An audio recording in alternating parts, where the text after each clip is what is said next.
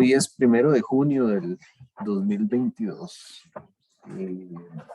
Para nosotros la lección número 31 de primer semestre 2022, curso de Teoría Electromagnética 2, y hoy cerramos contenidos teóricos con el tema de antenas. Bueno, usualmente uno dice solo antenas, radiación de antenas, se suele llamar. La lección pasada fue asíncrona, pero se revisó un poquito el concepto. Básicamente es el concepto de antenas lineares delgadas. De hecho, terminamos aquí, digamos, el video pasado terminó acá, justo en esta parte de antenas lineares delgadas, que fue básicamente pues como tomar los contenidos del dipolo hertziano, ¿verdad? E integrarlos. Entonces por ahí quería repasar un segundito acá, ¿verdad? Que lo que hicimos fue pensar que una antena, una varilla, está constituida por un montón de dipolitos hertzianos. Entonces, por eso eran de una longitud diferencial, porque entonces hacíamos la integral desde, bueno, en realidad desde aquí hasta aquí, ¿verdad? Para encontrar las contribuciones de campo en este punto. Eso fue lo que se realizó. Entonces, trabajamos con eso, obtuvimos la expresión de campo, ahí todavía sin integrar. Luego hicimos la integral y obtuvimos básicamente la expresión del campo eléctrico que describe una antena de este tipo, que es una antena pues real. Y se definió lo que se llama la función de configuración. Función de configuración es básicamente lo que dijimos para el dipolo hertziano, como la función del campo normalizado, donde únicamente dejamos aquello que es dependiente del espacio de la geometría para poder ver la distribución de campos. Entonces, a partir de ahí, pues trabajamos, vimos varios casos así de manera específica de los diagramas verticales, ya que todos los horizontales son circulares, como dice aquí, ¿verdad? Los horizontales todos son así cuando esto era X y Y. Se ha visto como desde arriba el diagrama, esto es visto de frente, vean que aquí Z está para arriba. Entonces tenían estas características.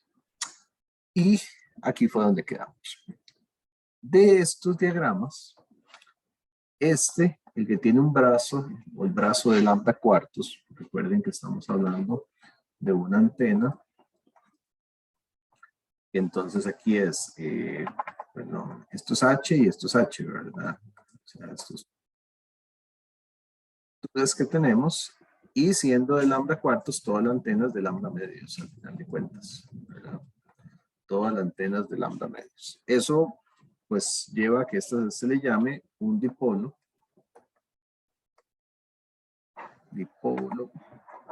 de media onda, o de lambda medios. De cualquier forma, de las dos formas se le llama, de media onda o de lambda medios. El dipolo de lambda medios, me estoy quedando en esta imagen porque es comparativo, tiene una característica particular, y es que es de todas las antenas que existen, es la antena que tiene características que se asemejan más a una antena isotrópica. La antena isotrópica no existe, que es aquella que distribuye los campos de manera equitativa en absolutamente todas las direcciones. Esa no existe. Sin embargo, la que más se asemeja o la que tiene características de distribuir los campos de manera más uniforme es el dipolo de media onda. Es una antena más general de todas y que tiene esa característica de distribución, y entonces es una de las más utilizadas para hacer lo que se llama difusión de señales. En inglés a esto se le llama broadcast. Broadcasting, o la difusión de señales, es enviar señales a un gran número de gente, ¿verdad? Entonces es el caso de antenas de televisión, de antenas de radio, en el centro de una ciudad, una antena de... bueno, no todas son exactamente así, a veces se logra con arreglos de antenas, esas cositas diferentes, pero podría ser una antena de... Podría ser de celulares, hoy en día se han cambiado mucho la forma en que se usan de celulares, pero podría ser, sí son como las antenas de centrales de radio, de taxis o de camiones, y entonces ponen una antena, usualmente es un dipolo. Son antenas como las que se ven, por ejemplo, para puntos de acceso, no todos los puntos de acceso, pero sí algunos, etcétera. Entonces se ven de esa manera. Imagínense que si esto es en una ciudad o algo así, bueno, usualmente esto se sube en un techo, ¿verdad?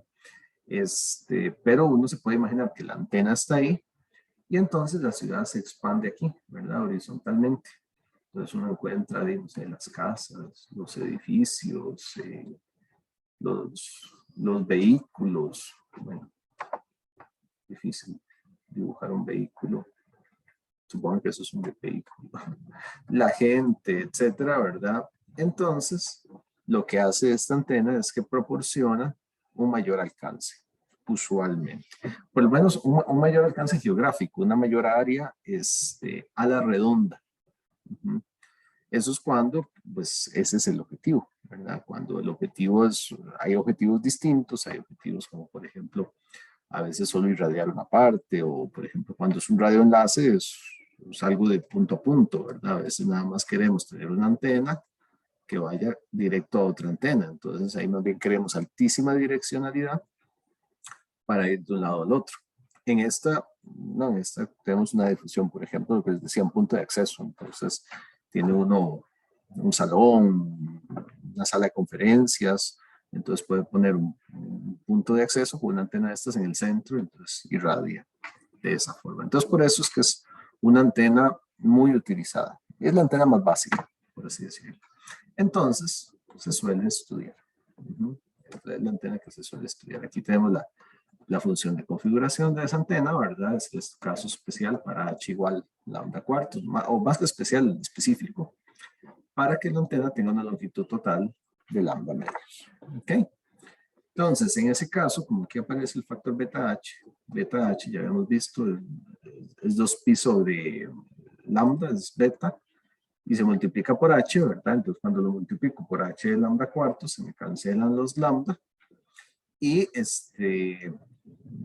queda pi medios. Entonces, la función de configuración se convierte en eso que está aquí, ¿verdad? Cuando yo sustituyo el pi medios acá, aquí coseno de pi medios es 0, entonces esta parte desaparece y queda de esta forma para revisarla específicamente. Aquí está nuevamente el patrón. Vean que es la antena con el patrón de radiación más similar al caso isotrópico.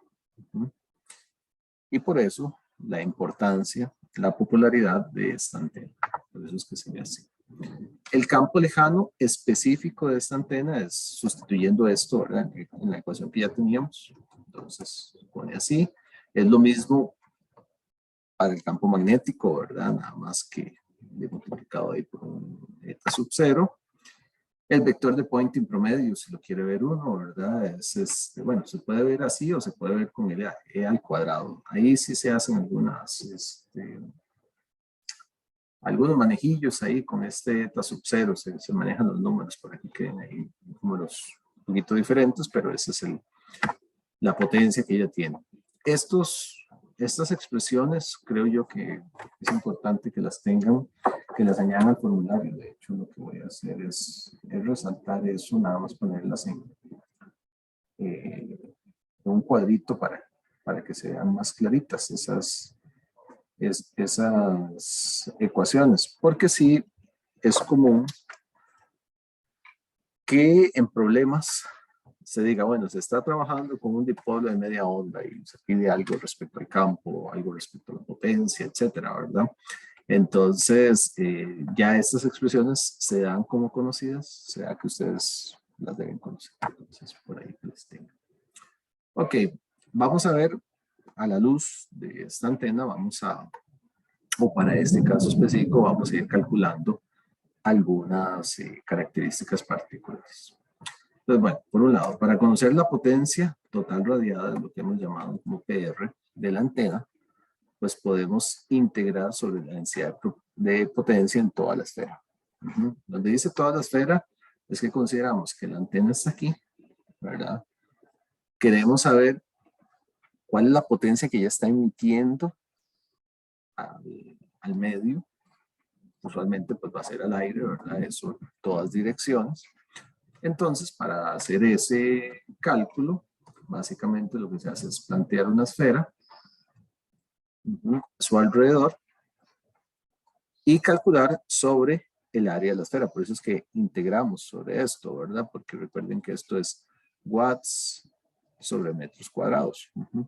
Entonces, si integramos sobre esta esfera, sobre el área de la esfera, recorremos toda la superficie de la esfera, lo que vamos a obtener son watts sobre metro cuadrado multiplicado por metro cuadrado nos va a dar watts. ¿Ok? Y eso va a ser la potencia que se está emitiendo al medio. ¿Ok? Entonces, ¿en qué consiste? Potencia radiada, la densidad, ¿verdad? Por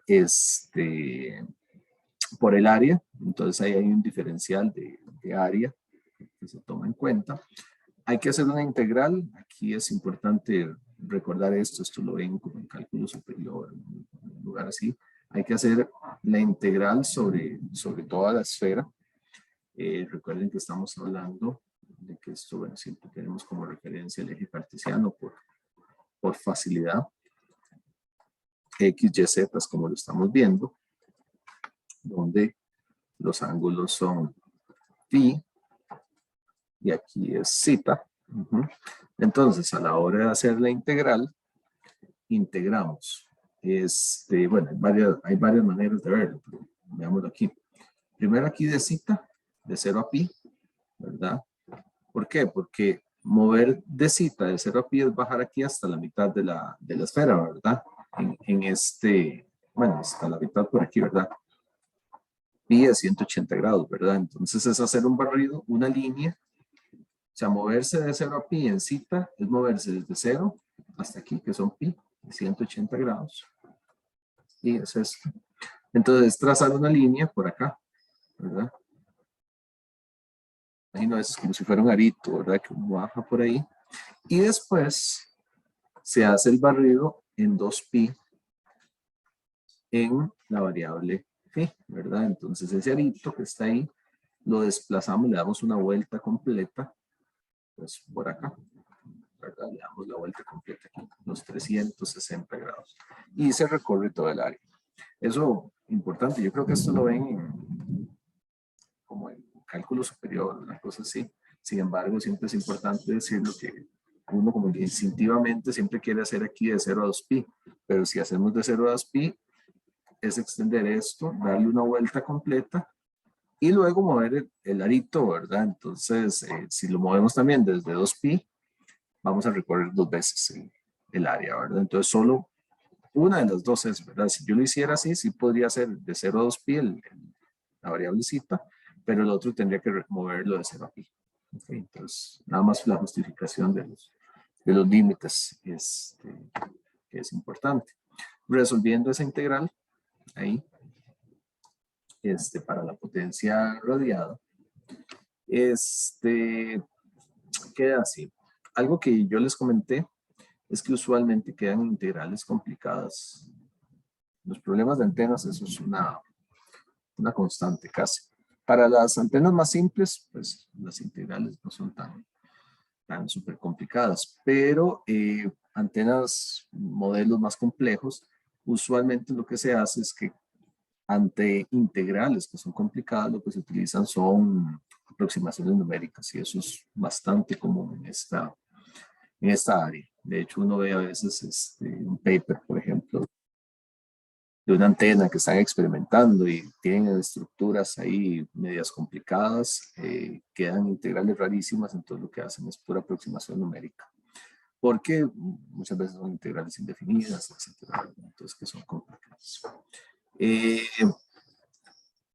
Si a nivel de evaluación les aparece una integral como esta, digamos, esto no es una integral común, aunque ustedes tienen las herramientas para poder saber cómo cómo realizar esta integral, etcétera, ¿verdad? Puede ser por partes, muchas formas, o se puede buscar algunas expresiones, esto no es tan claro.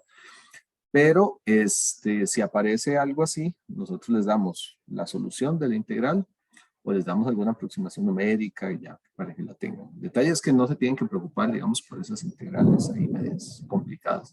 Solo si son integrales básicas como trigonométricas, exponenciales y cosas así. Entonces, pues da esto. La potencia radiada queda en términos de IM cuadrado, que es la magnitud de la corriente. PR son 3654 y M cuadrado watts. ¿Ok? Está directamente ligado a esto. Esto también lo pueden poner en su formulario, que para el dipolo de media onda, esa es la potencia. Ahora, la resistencia de radiación, para este caso, esto es despejando, lo teníamos de cuando se calculó lo que es resistencia de radiación, por ahí cambié un poquito mejoré un poquito la presentación y puse esta expresión porque antes nada más teníamos ahí como que, entonces decía que con la potencia de radiación era simplemente IM cuadrado por R rad entre 2.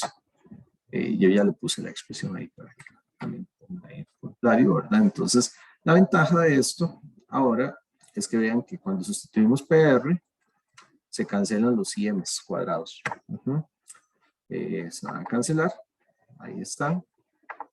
Y entonces la resistencia de radiación son 73.1 ohmios. Es un valor específico. Eso, y eso es bueno, digamos.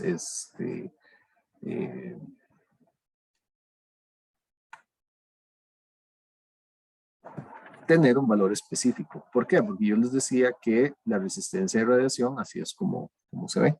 Cuando yo tengo dos antenas, hago una comparación de resistencias de radiación.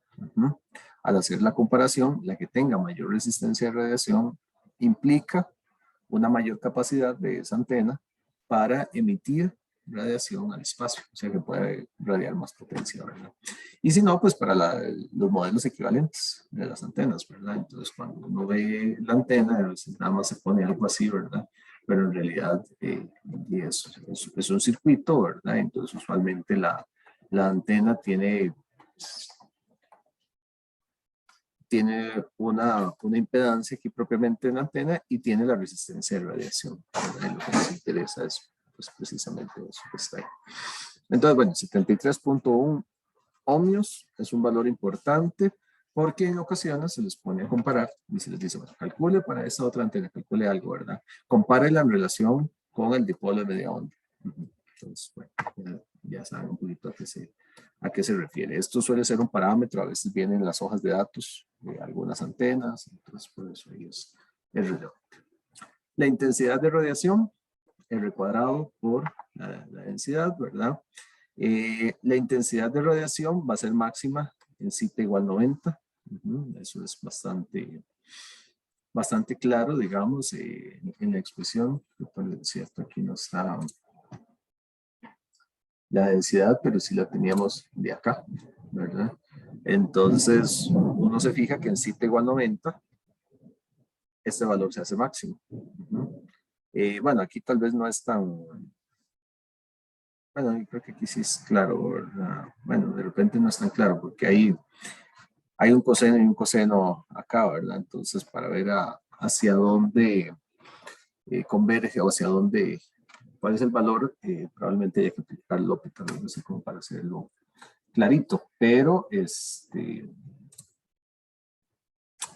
se puede hacer, ¿verdad? Cuando citas igual a 90, se sustituyen, se pone ahí el valor.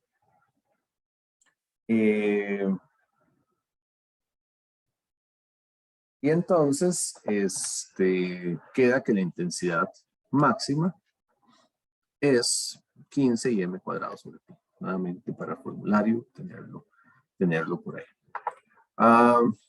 La directividad está así, estas formas ya las teníamos de manera general antes, 4 pi u max sobre PR. Entonces, a la hora de sustituir, PR tiene un m cuadrado, ¿verdad?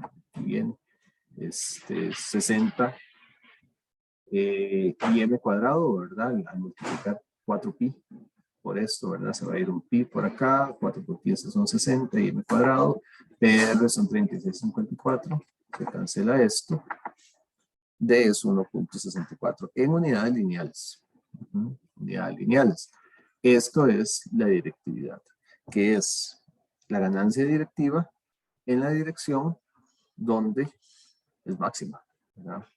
Que es a 90 grados. O sea, si recordamos el diagrama de radiación de esta antena, ¿verdad? Es así, y sabemos que el máximo va a ser aquí. Aquí son 90 grados, y esto es en zeta, ¿verdad? Igual 90. Entonces, aquí es donde tenemos un máximo. ¿Ok? Entonces, en ese punto, se dice precisamente que su directividad es de 1.64. Sin embargo, no se suele expresar así, o se suele poner en unidades logarítmicas. 10 logaritmo de 1.64, 2.15.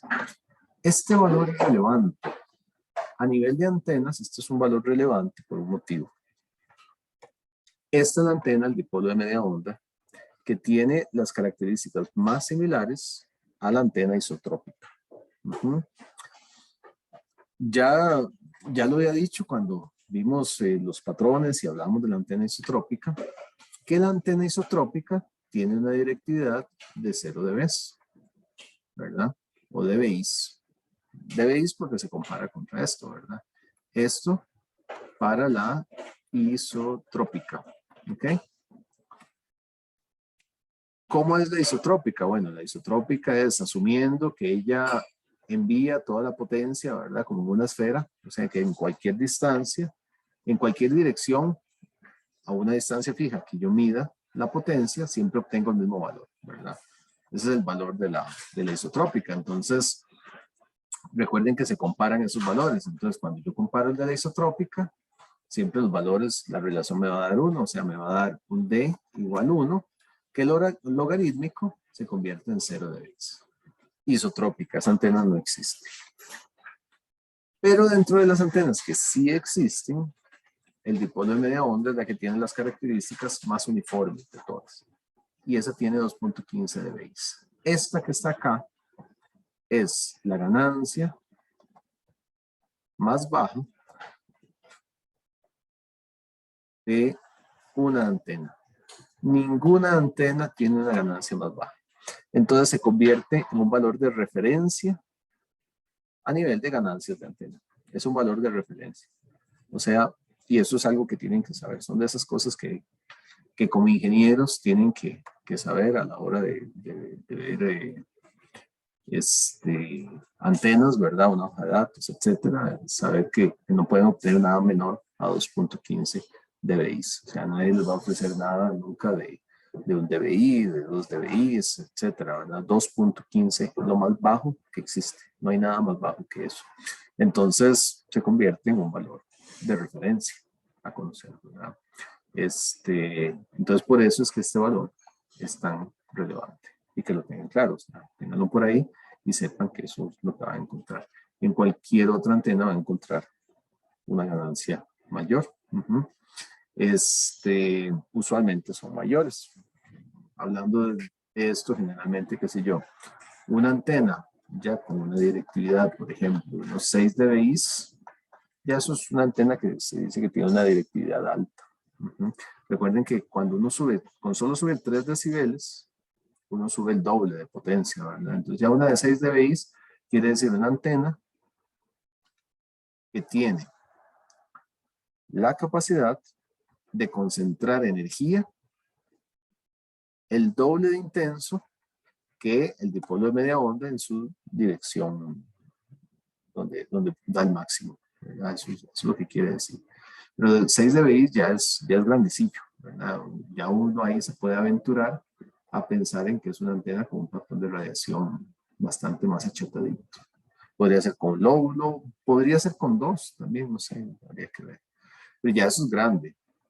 Ya, por ejemplo, 9 dBi es bastante grande, 12 dBi también, ya todo eso es directividad, bastante directividad. De hecho, lo máximo que uno encuentra, por ejemplo, para una antena parabólica, Si no me equivoco, anda alrededor de unos 19 dBi, alrededor tal vez de 20 máximo. De hecho, hay normas internacionales de no tener antenas más de eso. Por lo menos antenas terrestres y demás, porque si no ya producen concentraciones de energía que pueden ser incluso peligrosas para las personas. Eso pasa. De hecho, está documentado de una persona en alguna vez trabajando enfrente de una antena parabólica. Cuando la pusieron a funcionar, estuvo un ratito y se desmayó la persona, porque era mucha energía, la densidad de energía era alta. Y recuerden que depende de la frecuencia, una parabólica ya trabajando 2.4 GHz, son frecuencias de horno de microondas que lo cocinan a uno. Entonces, hay que tener ahí cuidado, ¿verdad? Entonces, esta es la ganancia mínima de cualquier antena real. No existe absolutamente nada más ahora. Entonces, por eso es un valor relevante. Entonces, eso es importante para que lo tengan claro. ¿Okay? Ahora, estos son parámetros. Estos los pueden anotar, tenerlos ahí de referencia, del dipolo de media onda. El dipolo de media onda, estrictamente, pues es lo que veníamos diciendo, ¿verdad? Es aquí y son dos polos. De hecho, y si ustedes se ponen a ver, generalmente las antenas tal vez no son así. Digamos, si uno ve un rotadorcito casero, casi siempre lo que traen es una antena, ¿verdad? Tal vez dos antenas. Algunas vienen como conejo, ¿verdad? Algunas tienen ahí como 4 antenas y se juegan con varias cosas. Resulta que esta antena sí puede ser un poquito complicada, que sean 2 brazos. Pero existe lo que se llama el monopolo de lambda cuartos. Es un caso particular muy interesante en comparación con el dipolo que acabamos de hablar. Es un monopolo, ¿verdad? Dipolo, 2 palitos. Monopolo, solo 1. Mitad de un dipolo. Sobre un plano de tierra que se considera perfectamente conductor. Entonces, ¿en qué consiste? Consiste en esto, en tener solo un brazo de antena, ¿verdad? Tener un brazo de antena que me dé la altura que se quiere, ¿verdad? Bueno, aquí el dibujo, el dibujo ya va. Pero esto aquí es lambda cuartos, ¿ok? Entonces se llama monopolo de lambda cuartos. Resulta que existe una cosa que se llama teoría de imágenes. Esa teoría de imágenes a nivel de antenas, lo que quiere decir es que si está sobre un plano conductor, se crea una imagen idéntica al monopolo, dando una antena equivalente a lambda medio. Es como un espejo, por así decirlo, que es esto que se ve aquí. De hecho, ven que la imagen lo que dice es que lambda medios es desde aquí hasta la imagen. Este es un plano conductor, se considera infinito y demás. Eso para efectos de cálculos y demás, ¿verdad? Ya en la vida real varía un poquito. Pero el detalle es que esto se considera como si fuera de un plano infinito ahí. Entonces, cuando hablábamos del dipolo, hablábamos de una antena que establece sus campos así, ¿verdad? Acá el monopolo nos establece así, contra el plano, ¿verdad? Dando imágenes aquí, como si existiese la otra parte, ¿verdad? Entonces, por eso se dice que tiene una radiación o es una antena bastante equivalente, digamos. No es exactamente igual, pero sí es bastante equivalente. En términos generales, las características de radiación son las mismas, ¿verdad? Solo que por razones obvias, el monopolo solo radia la mitad de la potencia. ¿Por qué? Porque solo tenemos un brazo emitiendo energía al espacio. El dipolo tiene 2 brazos, ¿verdad? Entonces eso es lo que cambia. Pero esto se utiliza montones. Ahora, en la vida real no siempre se pone esto, ¿verdad? Esto sí funciona, por ejemplo, bueno, hoy en día ya no se usa tanto, pero antes uno veía por ejemplo, los autos de comunicaciones como taxis, por ejemplo, ¿verdad? Y tenían una antenota grande en el medio, ¿verdad? Una antena grande en el medio, el techo hacia el plano conductor. Para ciertos casos sí se usa eso. Para otros casos, nada más se pone y las características son similares, no son exactamente iguales, ¿verdad? Pero para nosotros ahorita lo podemos ver de esta manera. Entonces, debido a eso, ¿verdad? Se puede decir que la potencia y la radiación de la antena son la potencia de radiado, ¿cuánto va a ser? La mitad de lo otro. Lo otro decía 36, algo así, creo que aquí lo tengo todavía. ¿Sí? 36,54. Divide entre 2 y tiene eso. Y la resistencia de radiación también, la mitad. Patrón de radiación es el mismo que tiene el dipolo. Entonces, de ahí que esta antena es bastante útil. ¿Okay? Entonces, para que lo tomen en cuenta, hay algunos ejercicios pues, que hablan del monopolio y es simplemente tomar en cuenta esto y, bueno, tomar en cuenta estos detalles. ¿Ok?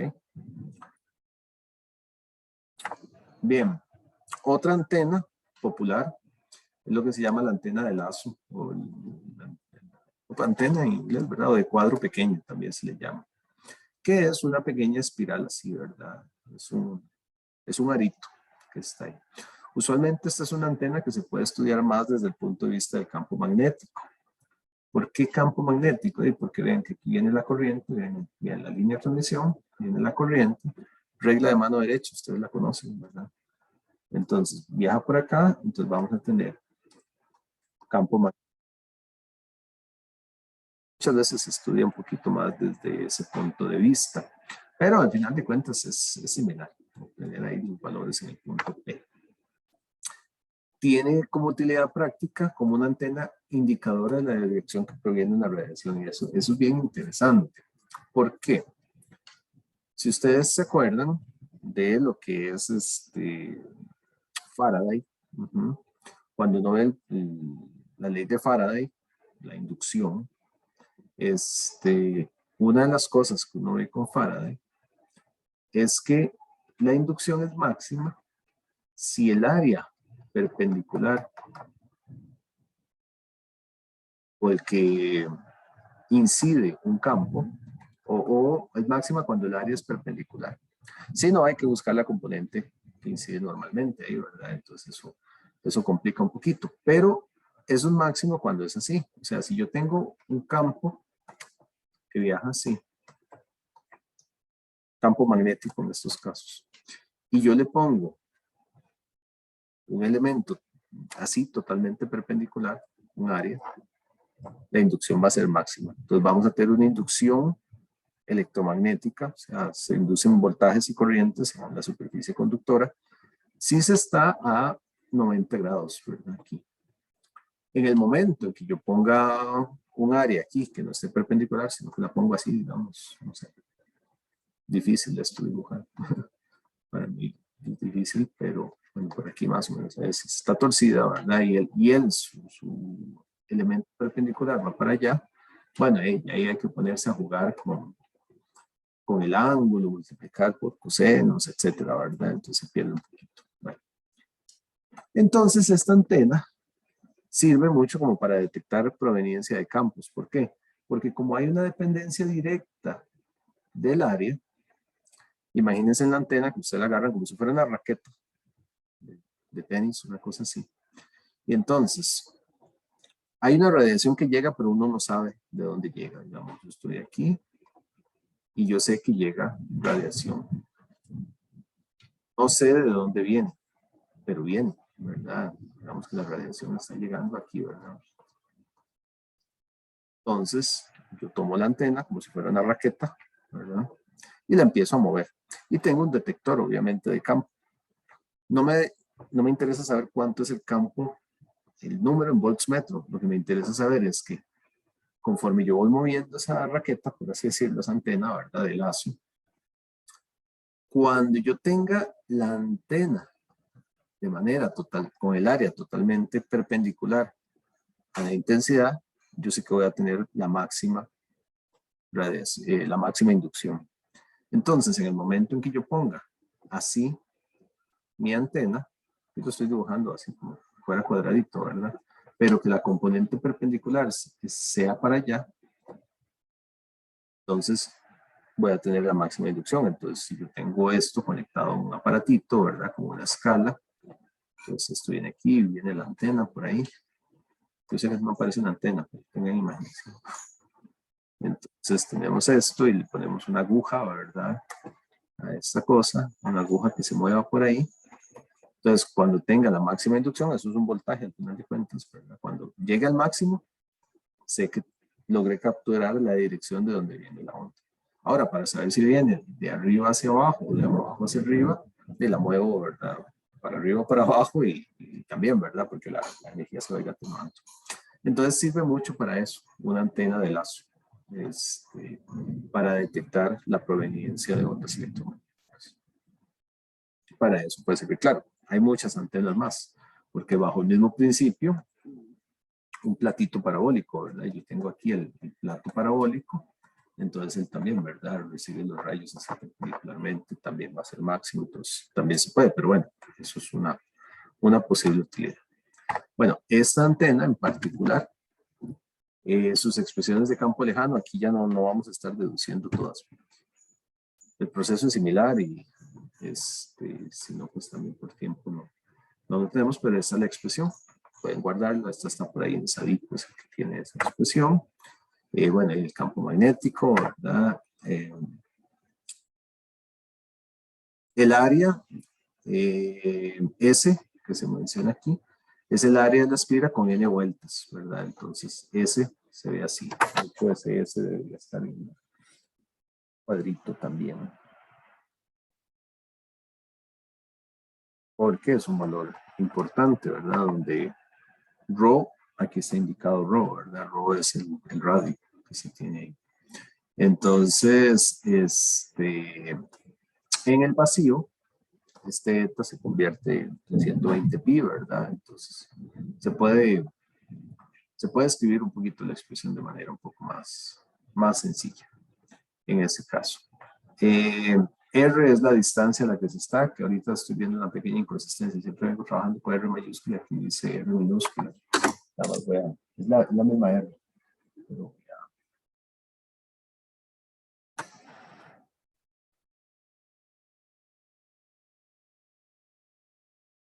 voy a darle uniformidad. Y bueno, a partir de ahí uno puede calcular parámetros, ¿verdad? El resto de campos de ella y son 0, y la resistencia de radiación es una resistencia de radiación que depende enteramente, o que depende de la longitud de onda y del área que se tenga. Bueno, estas son antenas que de ahí como de referencia porque se van a estar utilizando. Ok, eso es lo que tenemos ahí para la antena de lazo. Entonces, básicamente, ¿qué tenemos? Tenemos resultados para el dipolo hertziano, tenemos resultados para antenas lineales delgadas, de esas el dipolo de media onda, el monopolo, de lambda cuartos y la antena de lazo. ¿Qué sigue en el análisis clásico de antenas? Generalmente lo que vemos son los sistemas de antenas. ¿Qué es el sistema de antenas? El sistema de antenas es tomar varias antenas y ponerlas a funcionar juntas, ¿verdad? Entonces, agrupando varios elementos es posible lograr mayor potencia radiada. Eso es lógico, ¿verdad? O sea, si yo tengo que con una antena emito 1 watt al espacio y con 2 antenas voy a emitir 2 watts, ¿verdad? Eso está ahí. También se puede lograr mayor alcance, pero no es la única ventaja, sino que es posible lograr mayor directividad que la de un elemento individual, y esa es la parte tal vez fundamental acá. O sea que se puede aumentar la intensidad de campo y la concentración de campo en una dirección determinada. Y eso es algo que no me ofrece un elemento individual, ¿verdad? Y eso es una característica bien importante. Entonces, un arreglo de antenas es un grupo de elementos de radiación dispuestos de tal forma que produzcan características de radiación particulares. O sea, yo los dispongo geométricamente con un espaciamiento, con una característica que me dé algo particular, ¿verdad? Es conveniente y práctico, especialmente para su análisis, que los elementos sean idénticos. Nosotros vamos a ver así, pero digamos, se pueden combinar elementos diferentes, ¿verdad? Lo primero que vamos a chequear es un arreglo con 2 elementos, de hecho, 2 elementos muy simples, y luego lo llevamos a un caso general de n elementos, como este que está aquí, ¿verdad? Estos son n elementos. Aquí lo interesante es eso, y vamos a ver cómo es posible cambiar las características de radiación Y a veces decir, bueno, sí, yo quiero que radie hacia allá, o que radie hacia acá, o que radie direcciones distintas. Y eso es totalmente posible. Ok. ¿Alguna pregunta hasta ahora?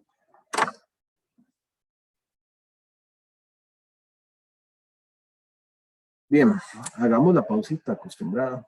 Y venimos a ver sistemas con dos elementos y luego vamos desarrollando los demás para viendo ahí lo que falte con lo que vamos a finalmente a cerrar acá. Entonces, hagamos la pausita y ya casi venimos al final de la clase y les hablo lo de la tabla.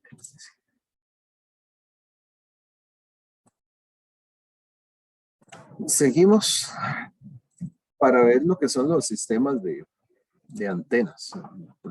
Ya lo definí de manera general. Bueno, y vamos a ver cuáles son las características y ver cómo se define eso que les decía, el hecho de que aunque es evidente que puede enviar más energía al espacio, el hecho de que tenga características de radiación particulares es lo que los hace verdaderamente especiales a los sistemas de antena. Lo que vamos a considerar es tener dos elementos, acá, un elemento aquí, un elemento 0, un elemento 1, separados por una distancia d, que está ahí, dispuestos pues, sobre el eje X. Y nuevamente, lo que se pretende es encontrar en un cierto punto las características de radiación. Pero ahora son las características de radiación dadas por otro elemento. Entonces, bueno, vamos a empezar por ahí. Entonces, lo que se quiere es encontrar la contribución total de campos, ¿verdad? En ese punto P, debido a la contribución individual de dos elementos radiantes. No es tan fácil como hacer bueno, no es tan fácil, tal vez eso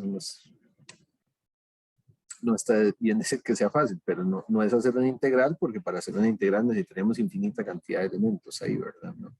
Es la suma de dos campos, ¿verdad? Entonces, vamos a hacer la suma de dos campos, pero sí vamos a considerar que eventualmente la corriente de un elemento es lo que vamos a tomar como referencia, mientras que en el otro elemento hay una corriente adelantada por una fase. Vamos a poner un valor ahí de una fase determinada, una fase IFI, no sé, ¿verdad? Y tenemos un ángulo, una fase entre los dos elementos. Entonces, ¿qué vamos a tener? Bueno, el campo de cero, ¿verdad? Un campo que vamos a decir, bueno, si el campo tiene una magnitud, eso lo vimos en los casos anteriores, lo conocemos, los campos tienen una magnitud, tienen una función de configuración, que es la forma en cómo están distribuidos los campos, aquí expresado de cualquier manera. No le ponemos ninguno en particular porque de esto la idea es que aplique para cualquier tipo de elementos. Incluso podrían ser hertzianos, pueden ser dipolos, monopolos, etc. Pero se sabe que tienen una función de configuración.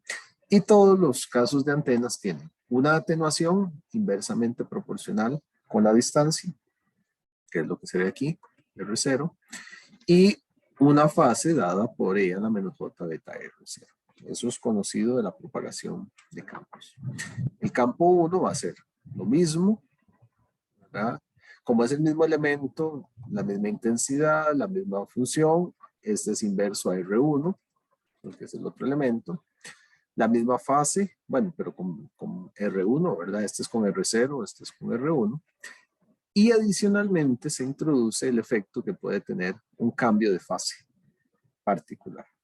Está adelantado, por eso es positivo ese exponente, y ese es el ángulo que tienen ahí. Entonces, bueno, F zeta phi es la función de configuración, ¿verdad? Y M es la función de amplitud. Eso es lo que vamos a dejar ahí. Ok, entonces veamos qué es lo que tenemos. Pues el campo total, que es la suma de ellos dos. Como les decía, aquí no podemos considerar una integral, es una suma porque son dos elementos puntuales. Tienen en común el EM, el F de zeta phi, ¿verdad? Se va a presentar ahí. Entonces ahí están. Y tenemos estas dos expresiones, que en principio son totalmente diferentes. ¿Por qué? Porque las distancias R0 y R1 son distintas, no son exactamente iguales. Sin embargo, de manera similar a lo que hicimos antes, primero que nada, pongamos acá, esta distancia es mucho más grande que D. Muchísimo más grande que D.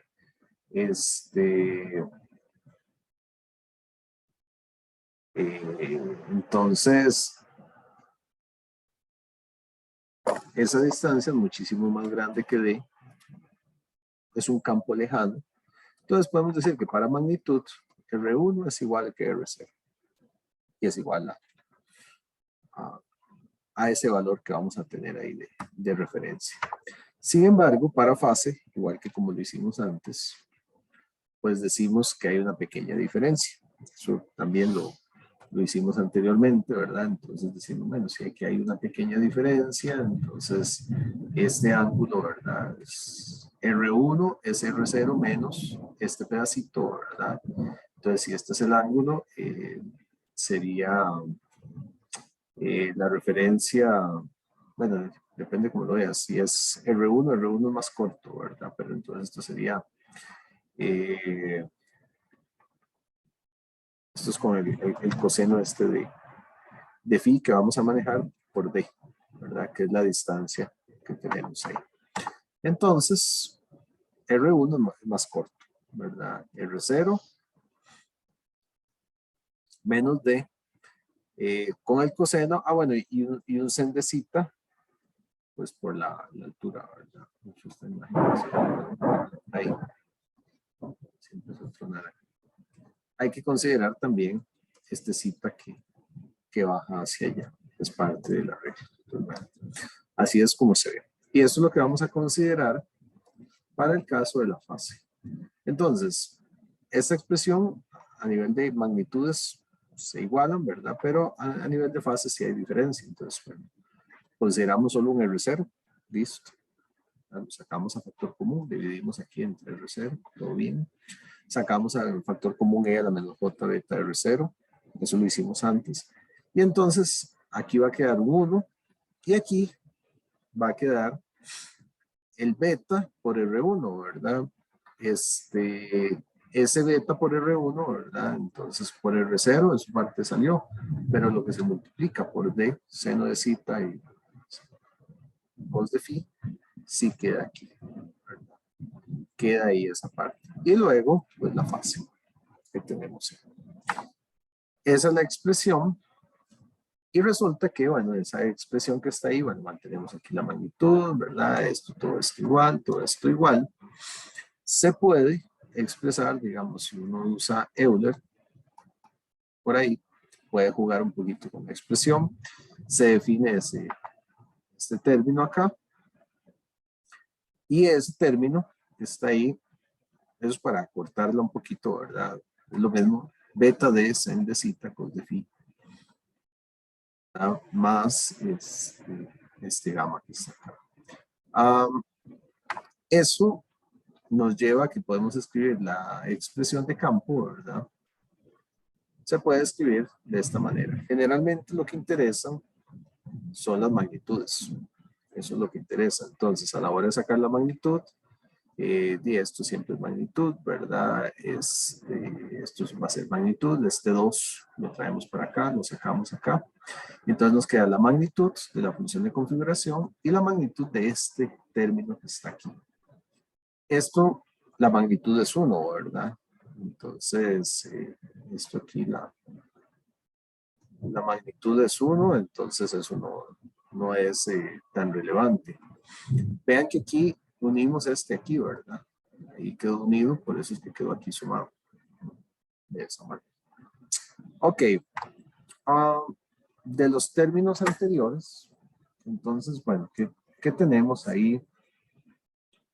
¿Qué tenemos ahí? Resulta que la expresión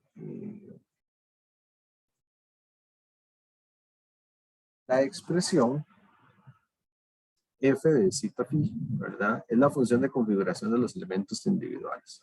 A eso se le va a llamar en este caso factor de elemento.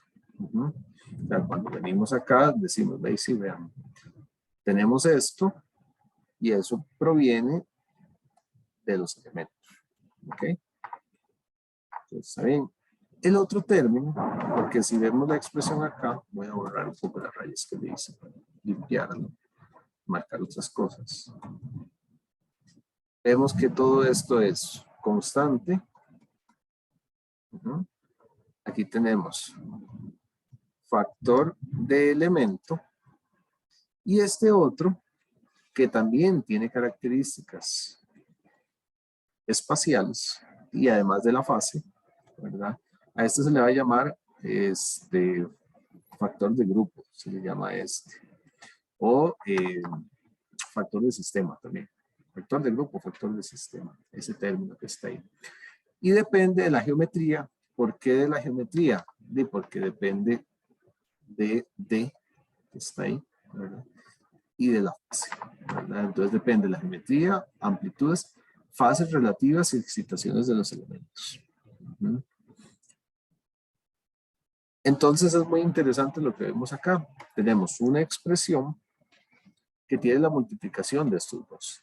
Y bueno, ahí están los términos que estábamos hablando, ¿verdad?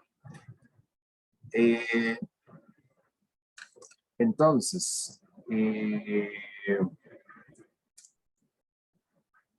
esos términos que están ahí es la multiplicación, ¿verdad? De ellos dos.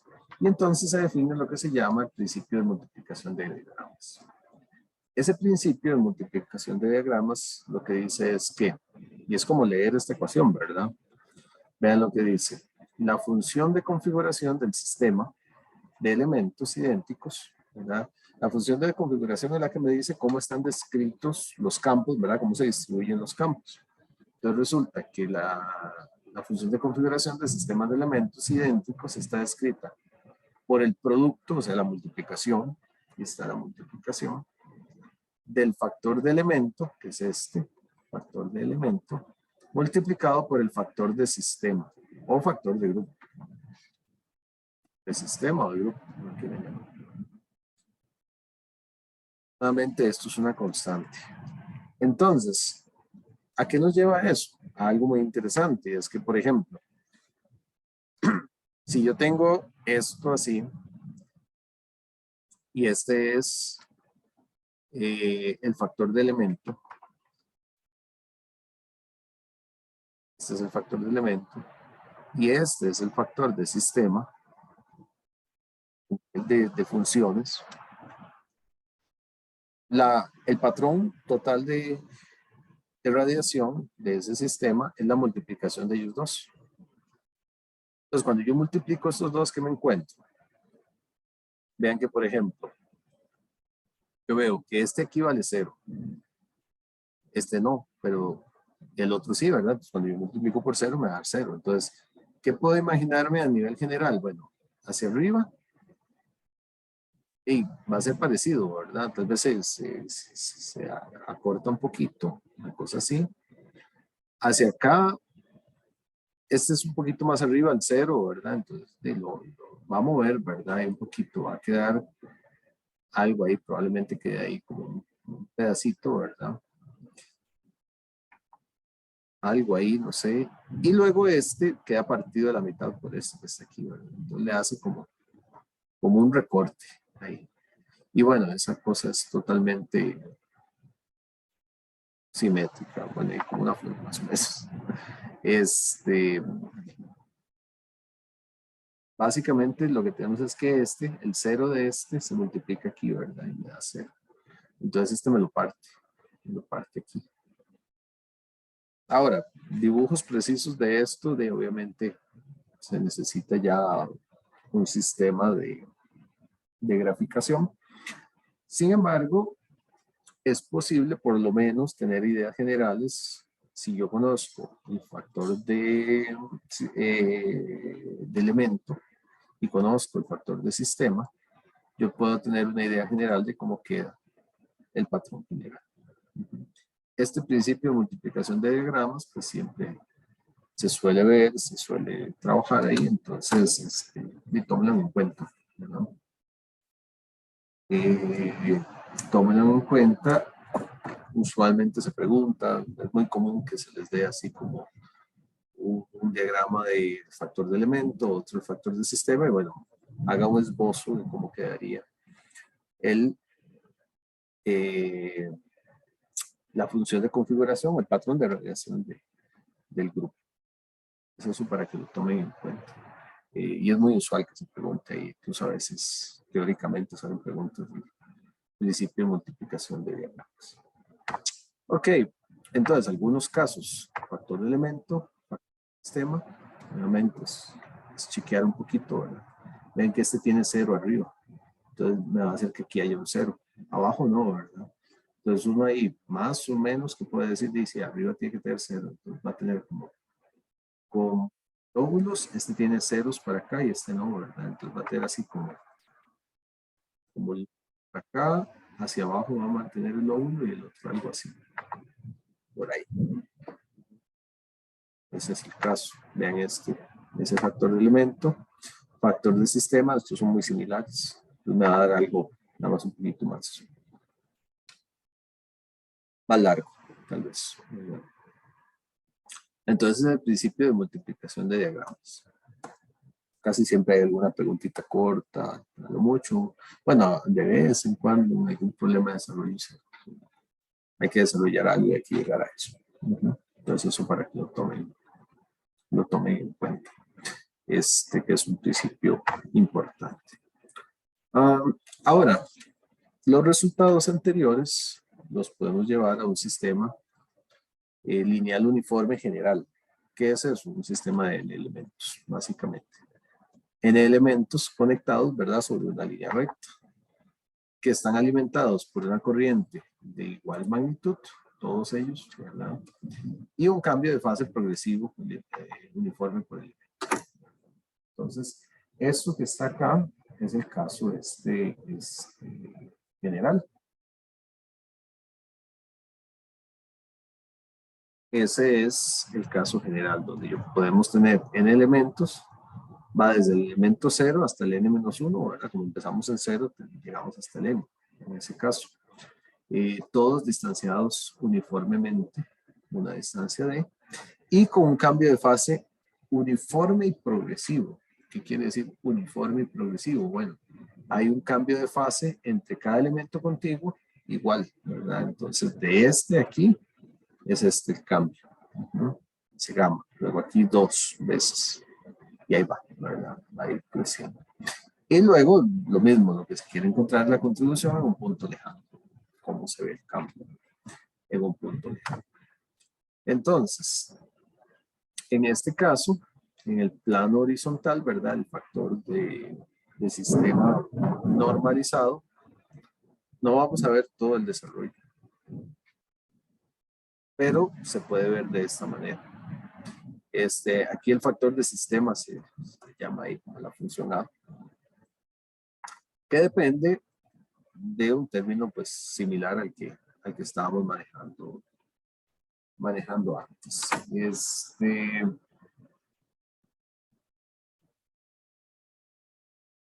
Entonces,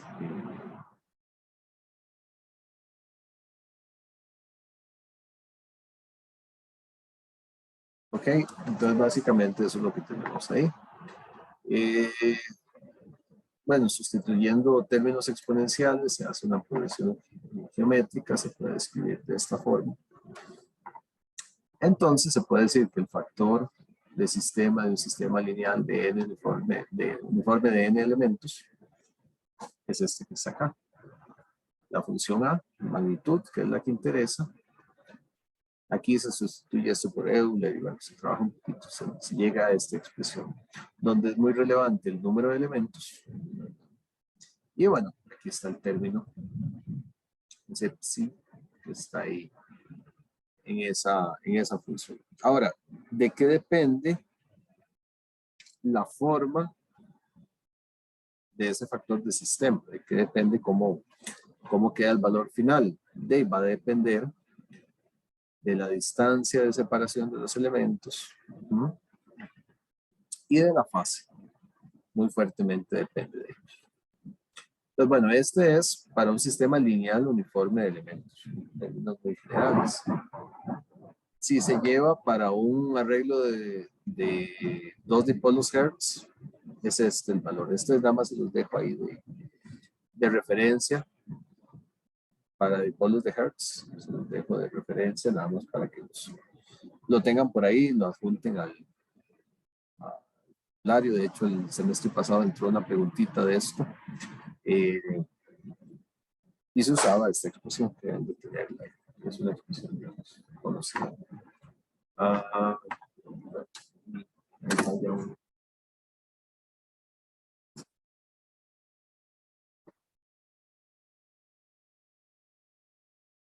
Ok. Ahora, algunas observaciones interesantes. Se dice o se define lo que se llama la dirección del haz principal, que es donde está el máximo del factor del sistema, ¿verdad?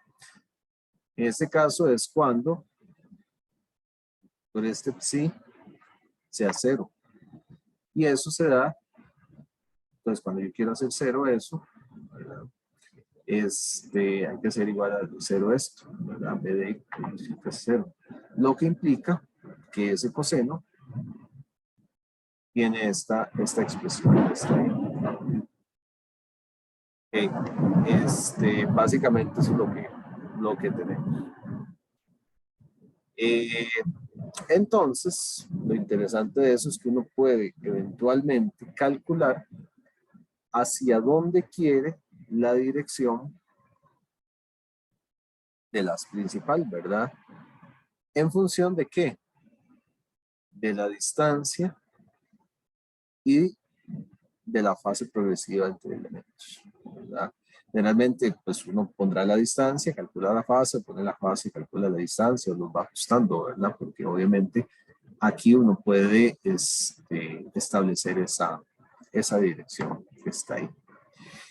Y de eso hay 2 casos de importancia de esa dirección. Los 2 casos de importancia son: el primero, se llama el sistema de radiación transversal, se llama un arreglo broadside, que se da cuando la radiación máxima ocurre a más o menos 90 grados, ¿verdad? Que es perpendicular al eje del arreglo.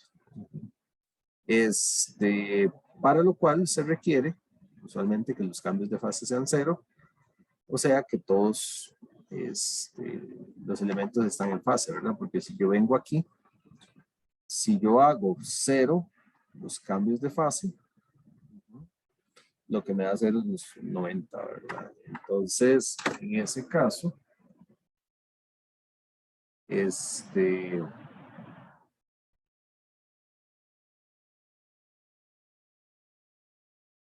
lo que quedaría es algo así. El arreglo. Vean que en el caso que se planteó, ya les muestro una imagen.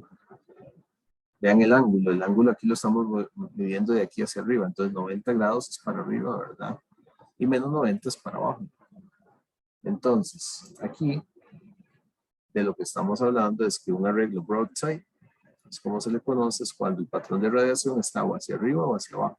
Y los n elementos para acá. Aquí solo se muestran 2 en esa figura, ¿verdad? Pero pueden haber n elementos. Eso es un caso particular. Lo interesante es que, bueno, está ese caso y está el otro que se llama end-fire. Ese arreglo end-fire se da cuando la radiación máxima más bien está no en 90 sino en 0. Y eso pues se requiere de ahí que el cambio de fase sea igual a menos beta d. Lo que dice, bueno, que aquí sí hay cambio de fase progresiva en este nodo, ¿verdad? Y tenemos esto, el patrón de radiación se comporta así. ¿Qué es lo interesante que se puede ver dentro de estos 2 casos que están acá? Lo interesante es, vean que este caso de acá es con una fase, ¿verdad? De 0. Y aquí, más bien, es con una fase, ¿verdad? De menos beta D. Va a depender de la distancia. Esto se puede dar como distancia eléctrica, ¿verdad? En términos de lambda. Y se puede ver ahí. Pero entonces, ¿qué ocurre? Y esa es la pregunta interesante acá. ¿Qué ocurre entre 0 y menos beta D? Bueno, lo que ocurre ahí es que los campos van a estar cambiando entre esta dirección hacia arriba, ¿verdad? Está apuntando hacia arriba y acá, ese haz electromagnético aquí para arriba y aquí a 90 grados. Entonces, todos los cambios de fase progresivos lo que hacen es ir moviendo el patrón de radiación así, hasta llevarlo a este punto. Con solo cambiar la fase. La fase se puede controlar eléctricamente. Eléctricamente se le puede controlar la fase. Entonces, con solo cambiar la fase es posible cambiar la dirección de acá o ir pasando por diferentes valores y llegar acá, sin tener que mover físicamente la antena. Y esa es la parte interesante, ¿verdad? Entonces, si se controla el cambio de fase entre los elementos, es posible dirigir el patrón de radiación sin mover el sistema de antenas. Entonces, un control electrónico es la dirección de radiación de la antena. Y eso es una parte interesante que tiene una serie de aplicaciones. Uno de los que yo había visto en algún momento, volverme aquí para el espacio para rayar, era, bueno, hoy en día tal vez ya ha cambiado mucho porque sistemas satelitales han cambiado, pero ahora que hay guerra y esas cosas, cuando se lanza un misil, una de las cosas que tienen, ¿verdad? Esos misiles gringos que llevan toneladas de democracia a explotar en alguna parte, necesitan control de antena, ¿verdad? Pues, al inicio se hacían con sistemas terrestres. Entonces se tenía una cuestión aquí, se tenía una antena, ¿verdad? Y entonces se tenían antenas en diferentes puntos. Si se quería un control fino, digamos, y poder abortar misiones, esas cosas. Entonces resulta que el misil se iba moviendo por acá, ¿no? Bueno, en su movimiento del misil, resulta que el misil a veces tiene que estar estableciendo un enlace, una radiobase aquí, ¿verdad? Conforme avanza, va cambiando. En algún momento va a estar en un punto intermedio. Entonces, en algún momento tiene que estarse hablando con esta y después tiene que hacer un cambio, hablarse con la otra, ¿verdad? Por muchos motivos, como seguridad y demás, es conveniente que eso sea un enlace direccional, ¿verdad? No general, porque si no también es más fácil de intervenir y demás. Entonces, de lo que se le pone es una antena que esté apuntando ahí. Ahora, ponerle una antena móvil con un sistema de este tipo, ¿verdad? Que se esté moviendo en el aire y demás, es complicado, ¿verdad? Entonces, lo que se hacía es que se le pone un arreglito de antenas en la panza del misil y electrónicamente le está dirigiendo el haz de radiación para comunicarse con un lugar o el otro. Entonces, en su trayectoria podía comunicarse. No sé hoy en día si también lo estarán haciendo con satélites, ¿verdad? Pero sería tal vez el mismo concepto. Y conforme él se va moviendo, tiene que ir moviendo el haz de dirección para no perder comunicación, ¿verdad? Después comunicarse con otro y demás. Probablemente haya algo de ese estilo. Y electrónicamente, cambiando la fase, es posible ajustar eso. Entonces es un caso interesante. Y ya finalmente, en este, vamos a ver, un segundo para abrir esos enlaces. Son unas animaciones interesantes de cómo se ven esos cambios. Entonces, un para esto.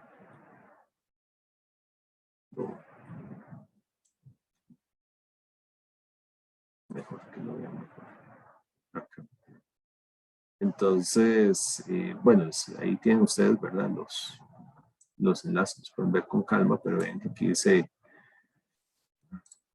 Phased Array Antenna Beam Steering Animation, ¿verdad?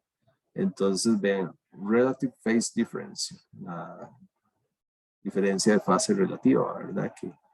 Que va a ir haciendo. Entonces, cuando va cambiando, esta está empezando, para ver, empieza, aquí le llaman acá, empieza en 0 y va creciendo, ¿verdad? Entonces vean cómo va cambiando el patrón de radiación, ¿verdad? Y cuando llegó aquí como a 180 se volvió totalmente hacia el otro lado, ¿verdad? Este otro, ¿verdad? Este es de otro tipo, ¿verdad? Porque ven que esta es como una antena, una separación de antenas de lambda medios, aquí de lambda cuartos. Entonces, vean cómo eléctricamente, con una antena que no se mueva, físicamente, se puede cambiar el patrón de radiación para dar seguimiento a algo que se quiere. Parece a veces como mucha molestia, ¿verdad? Estar haciendo eso en lugar de crear un brazo mecánico que se mueva. Pues que los brazos mecánicos, o sea, todo lo que es mecánico siempre va a dar problemas antes que algo que tenga solo algo eléctrico, ¿verdad? Entonces, por eso es importante esto. Vean, esta es otra animación.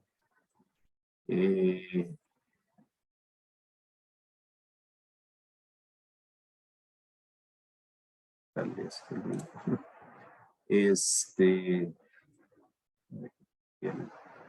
el cambio, esta no está tan clara como la otra, ¿verdad? Pero ven aquí a 0 grados, este es uno de una diferencia de lambda medios, este es de lambda cuartos. Entonces a 30 grados se mueve un poquito, ¿verdad? Ven cómo se mueve y aquí a 60 grados, ¿verdad? Entonces se ve cómo va cambiando la orientación del enlace. Y por último hay este sí es como una explicación, no lo vamos a ver todo. Okay.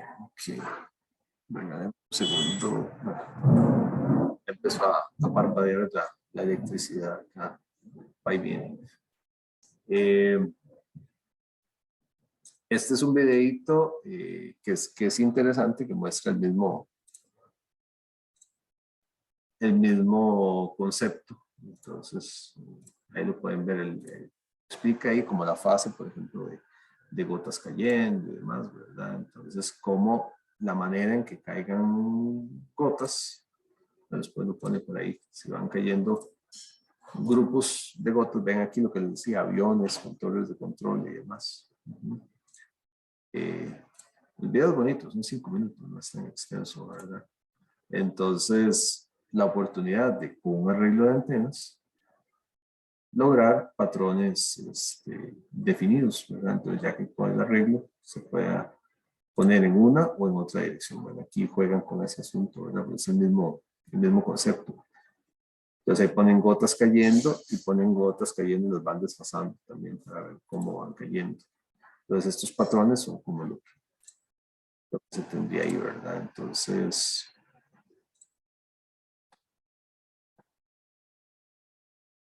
voy a mostrar es el hecho de que ahí está, ¿verdad? Lo que quiere decir es eso, se puede hacer barridos totalmente electrónicos, sin la necesidad de tener que hacer movimientos físicos. Bueno, ahí les quedan los videos para que los puedan chequear. Y básicamente, y ya ahí cerramos. Y con eso cerramos la materia del examen. Con eso cerramos hoy. Tengo que, bueno, hacer algunas modificaciones como siempre a la presentación, ahí la subo, pero ya la presentación base está arriba. Y listo, sí, eso es lo que tenemos. Nos queda una sesión, la del viernes, que es resolución de ejemplos presenciales. Va a estar de manera presencial resolver ejemplos. Y eso es lo que tenemos ahí. Tengo que hablarles de la tarea, pero no sé si tienen alguna pregunta que no sea de la tarea, porque ya ahorita voy a hablar de eso, pero antes algo de la materia o no sé. Profe, para el próximo examen, ¿usted nos va a dar un formulario o igual tenemos que hacer un formulario nosotros? Ustedes lo hacen igual el formulario. Ok, perfecto. Entonces sí, ahí lo ¿A qué van. día el examen, profe? El examen es el lunes 13 de junio, 13.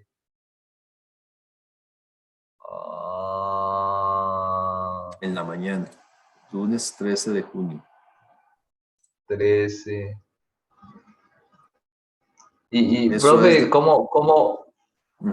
cómo, cómo está, cómo va este examen? ¿En qué sentido? ¿Qué, es difícil o cómo?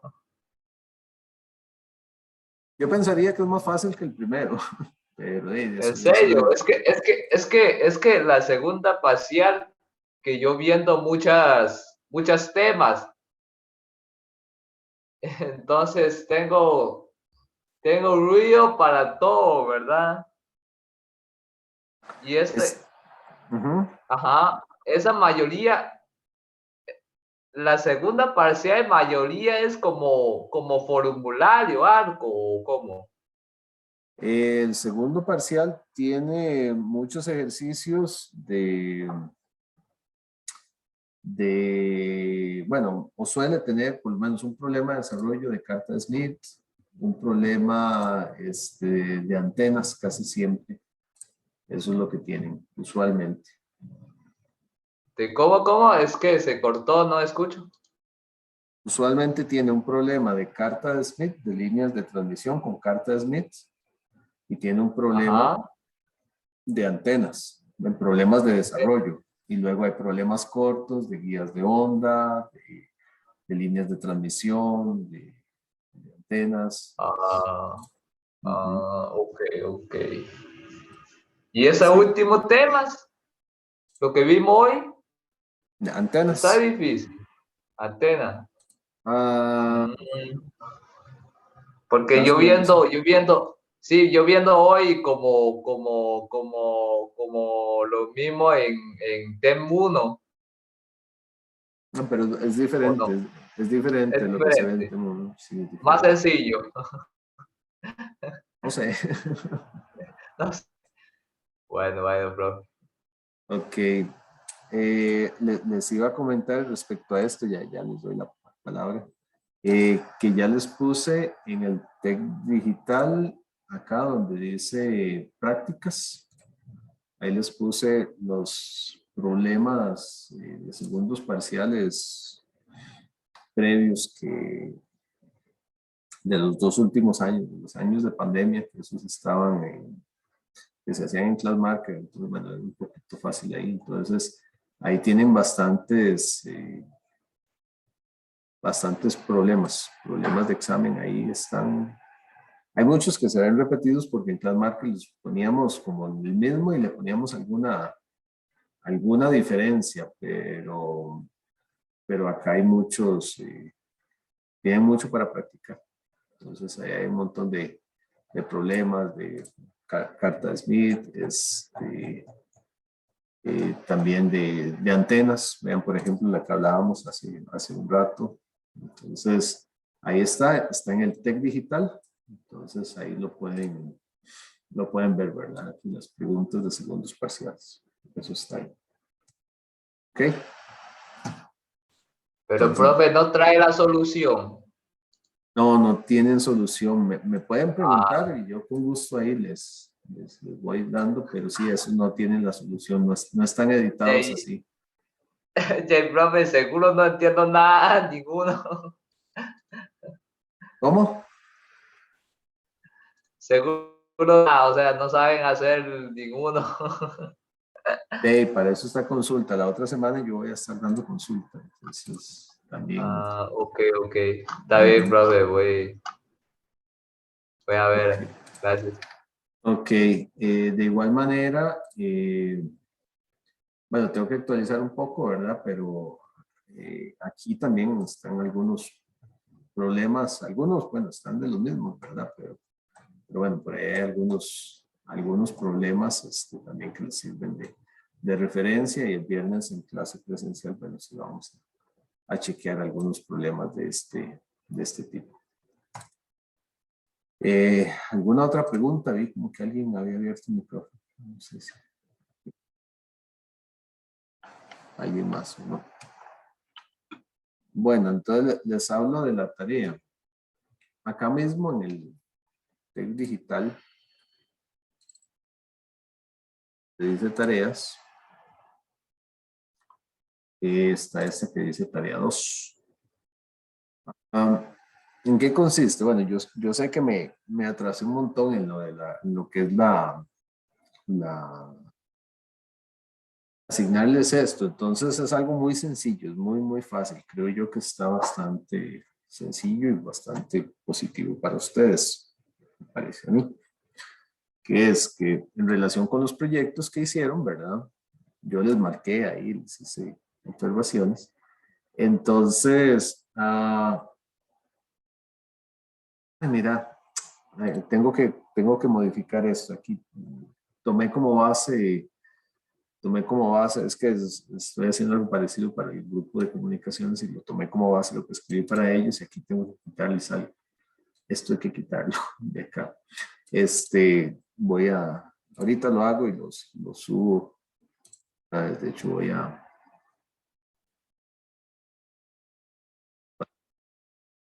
hacer la corrección en el documento.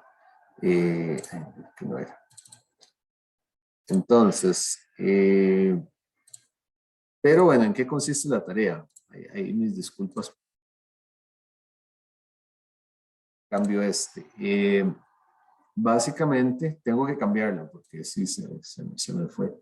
No era exactamente igual para todos, para los dos grupos. Pero la idea es la misma, que tomen de lo que ustedes plantearon en la tarea 1, nada más, y que desarrollen como un ejemplo de lo que estaban viendo, ¿verdad? En los diferentes temas, pero muy puntual, en una página, nada más, algo que sea cortito, fácil de leer, con un ejemplo. Entonces, un caso representativo y decir, bueno, vean, aquí, por ejemplo, efecto piel. Entonces, el efecto piel no le tienen que poner teoría, ¿verdad? Entonces, simplemente es así como se hizo una simulación de lo que ya hicieron. Y en esa simulación se puso X cosa, ¿verdad? Entonces se demuestra el efecto piel porque a baja frecuencia está la penetración y a alta frecuencia está la penetración. Entonces el ejemplo es muy claro y no sé, señalar, ¿verdad? Que los gráficos y decir que se tiene eso, entonces es un mismo caso. Y luego incluir un par de preguntitas que les incluyen ustedes de selección, de selección de las cuales yo voy a seleccionar, yo les estoy pidiendo que me pongan dos preguntas y yo voy a seleccionar una de esas, una por grupo, y las pongo en el examen como puntos extra. Todavía estoy meditando un poquito los puntos extra, pero van a ser puntos extra sobre el examen. Eso para que los motive a que los compañeros lean los trabajos mutuos y les dé un poquito de puntos extra. Creo yo que está muy medido en el tiempo, eso está para yo en 8, pero está muy medido en el tiempo en el sentido de que no es nada muy extenso, es sobre lo que ya trabajaron, hay que hacer tal vez algunas correcciones en algunos casos, pero es sobre lo que ya hicieron, simplemente agarrar como un ejemplo, de repente pulirlo un poquito, ¿verdad? Explicarlo un poquito mejor, pero ya no es hacer nada nuevo. Ponerlo una página es poquito, ¿verdad? Y sacar ahí unas preguntitas ahí como de comprobación, ¿verdad? De cómo es el asunto, que además vienen ahí para puntos extra en el examen, ¿verdad? Entonces, por ahí anda el asunto. Sí, Josué. Profe, una pregunta, digamos, esta exposición, digamos, o la ejemplificación, igual la exponemos, digamos, frente a la clase y todo, o es como un documento que vamos a subir y que Un va uno documento como nada saca grupo. más. Ok. Sí, no Y hay la que otra exponerlo. pregunta es, Ujú. ajá, y o sea, las dos preguntas que uno manda son en relación, digamos, al ejemplo como tal o a la temática en general del que nos tocó cubrir, digamos. A la temática. Ok, perfecto. A la temática, Ok. pero que sea algo Sí, orientada o Orientado al base del ejemplo que ejemplo, pusieron, digamos. ¿verdad? Sí, Correcto. no que sea totalmente Ujú, perdido, ujú. ¿verdad? Pero qué sé Ok, yo, perfecto. si a ustedes les tocó una temática, digamos, va a poner algo que no es de este curso, ¿verdad? Pero por ejemplo, de inducción de Faraday. Entonces, que tienen que demostrar que la inducción de Faraday, ¿verdad? Se da cuando es un máximo, como les decía hace un rato, cuando los campos son perpendiculares. Entonces desarrollan un ejemplo, ponen uno con el perpendicular, otro no perpendicular, demuestran que perpendicular es mayor, ¿verdad? Entonces la pregunta general de teoría podría ser, ¿cuándo es que los campos son, cuándo es que hay una inducción máxima, ¿verdad? Entonces las opciones vienen ahí, con un ángulo o cuando están perpendiculares, cuando están paralelos a 45 grados, a 60. Eso podría ser una pregunta. ¿Verdad? Ese estilo de preguntas, no sé si se entiende. Entonces, Sí, perfecto. ok.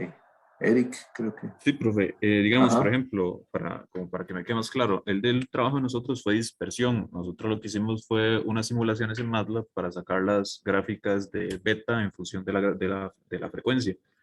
Entonces, para este trabajo, algo más específico sería tal vez ejemplificar el efecto de dispersión en un material en específico. Sí, bueno, en el caso de ustedes plantearon ahí un par de materiales, bueno, tenían un par de curvas, pero bueno, al final ahí hubo algunas cosillas medias extrañas, yo ahí les señalé en el documento, ¿verdad? Pero en el caso de ustedes, yo les diría, tomen una de esas curvas, ustedes tenían las ecuaciones, y háganlo sobre ese ejemplo, sobre una de las curvas. Ustedes presentaron dos curvas que están muy bien, las curvas están muy bien. Entonces agarren las curvas, ¿verdad? Procesenlo a través de esa curva, ¿verdad? Entonces procesar la señal 1, la señal 2 con los valores de esa curva, porque creo que por ahí fue lo que yo les señalé, ¿verdad? Porque presentaron las curvas, pero el trabajo no iba como un poco, como que se desligó un poquito ahí. Entonces, sobre una de esas curvas, ¿verdad? Entonces, presentar y decir, bueno, sí, el efecto de dispersión es porque se da esto y, por ejemplo, pueden ponerlo, bueno, a través de esta curva tenemos eso y si el material es de una distancia X, el efecto de dispersión es este, ¿verdad? Pero si el material es más largo, de una distancia Y, mucho más largo, se ve la dispersión porque aumenta este parámetro, ¿verdad? Ok. Bien, los retardos en que llegan las componentes de frecuencia o cosas así, ¿verdad? Podría ser de ese estilo. Ok, Igual, gracias, profe. si tienen preguntas cuando lo están haciendo, y me pueden escribir, ¿verdad? Nada más traten que no sea nada más el puro día antes. Ujú. Pero sí, es trabajar sobre lo que ya hicieron. Entonces, no es Profe, nada para nuevo. ver si me queda ya claro, claro. Entonces es como tomar, digamos, por decirlo así, la estrategia de simulación y explicarla en prosa como con un ejemplo más claro. Sí, sí, sin tantísima, o sea, sí puede ser prosa, pero recuerden, no es explicar la teoría porque se asume que ya la teoría la gente la conoce. Ujú.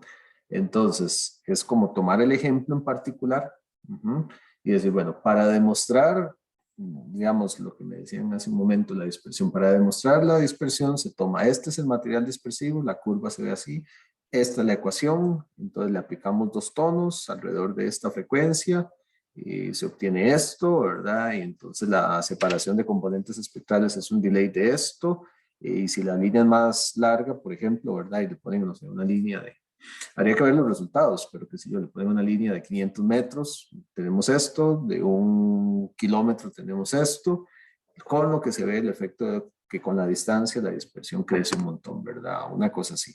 Entonces ya ahí queda como demostrado. Y entonces plantear un par de preguntitas de marque con X, que no les estoy pidiendo que sean difíciles, ¿verdad? No precisamente. Entonces plantean esas preguntas y se juntan ahí. Y esas vienen ahí para el examen ahí como puntitos extra. Puntos Ok, extra porque profe. puntos extra porque no corresponden a este examen los contenidos. Entonces, de que quede opcional, el que no quiere responderla y que no la responda. Pero creo que son puntos que están facilitos. Ok, profe, entendido. Pura vía. Ok. ¿Buena otra pregunta?